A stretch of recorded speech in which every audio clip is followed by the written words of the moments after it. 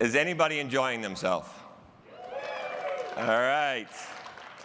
You know, we threw a lot at you yesterday, and I hope you guys had an opportunity to test out some hot wings last night to really know what Trent and David went through yesterday with Sean Evans. Was that amazing? Yeah. Did anybody get a chance to see the documentary last night? All right. What did you guys think? Awesome? So our goal at Fiber Connect is to make this the absolutely best experience in the world. And how are we doing on that? We doing all right? You guys like this whole screen setup? Absolutely. Well, today, you think we took you as far as we could yesterday. Well, today we're going to pick it up and take you even further. You know, our goal is to really be able to have the most relevant content, be able to kind of connect our industry with all these amazing people. And do you guys really feel something special is happening in our industry? I mean, we had the CEO of the Titans come in yesterday, and he's like, he fills stadiums every Sunday with 100,000 plus people, and he's like, I can't believe you put 5,000 people in this room that are all competitors, and that it feels like they're all working towards a common cause.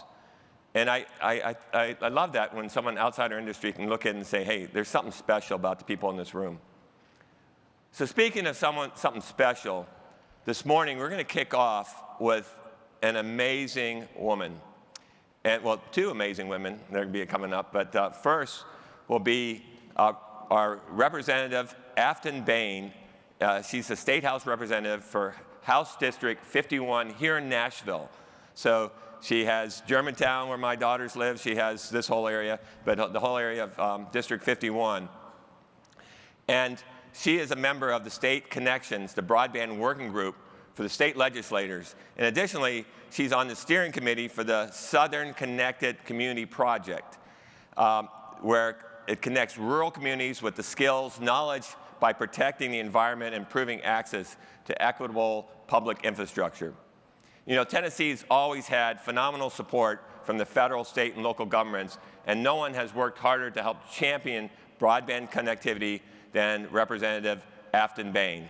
So please join me and give a warm Fiber Connect welcome to the amazing Aftyn Behn.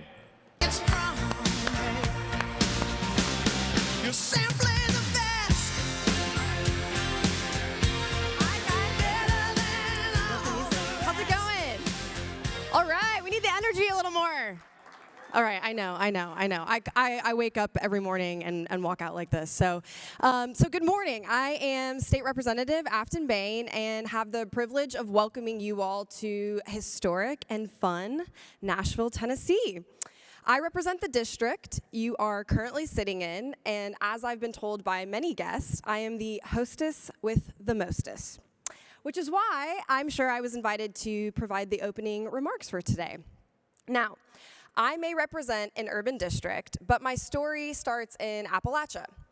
My broadband story begins in the fall of 2016 when a ragtag group of Appalachian organizers decided they wanted to bring fiber to the Clear Fork Valley, a region of Tennessee that has been historically exploited by coal companies and neglected by those seeking a quick return on investment in their economic development.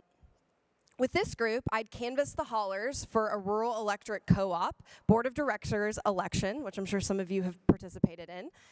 I'd table at summer fairs lauding the potential benefits of public fiber, and I had to convince them that I wasn't bringing them on the ground floor of an MLM, of a vitamin MLM selling fiber, which I'm sure some of you also have had that question. I was also invited to the White House, where I attended the Affordable Connectivity Program launch after years of organizing for broadband democracy in the state. Connectivity, and thus broadband, has been my life's work. And not just mine, but the history of Tennessee is one of connectivity. We remember that during the Great Depression, while the private sector abandoned us, the public sector stepped up. When the lights went out across rural America, the Tennessee Valley Authority brought them back on, not to pad profits, but to serve the people. And in 1935, the people of Chattanooga didn't wait around for a corporate rescue. They voted to fund a local public power board. They acquired TEPCO, gained control of their electric grid, and made EPB the trusted utility it remains today. That wasn't just good policy, it was a declaration that basic services belong to the public. Decades later, EPB didn't chase fads or wait for Silicon Valley to solve our problems from afar. They quietly launched local fiber in the early 2000s. They built a smart grid by 2012. And by 2015, they made Chattanooga the first city in the world with community-wide 10 gig internet. That was applause. Yes, thank you, thank you. And in 2022, they did it again with 25 gigs. And now, the quantum network. It's not just innovation, it's a slow, steady vision materialized. A testament to what happens when communities invest in themselves, prioritize long-term infrastructure over short-term flash, and refuse to outsource their future to the highest bidder.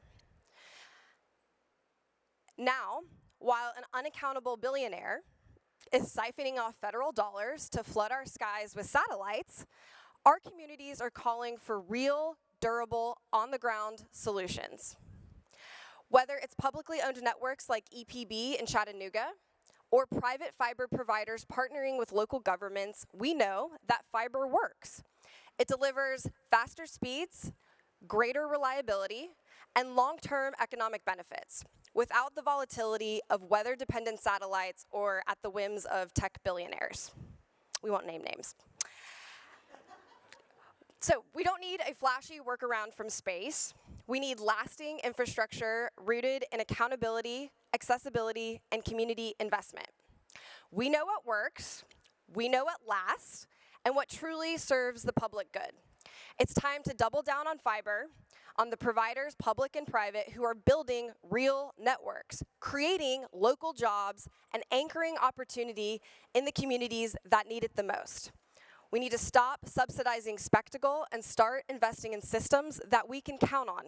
Because the future of this country shouldn't depend on the orbit of a satellite. It should be grounded in infrastructure we own, trust, and control.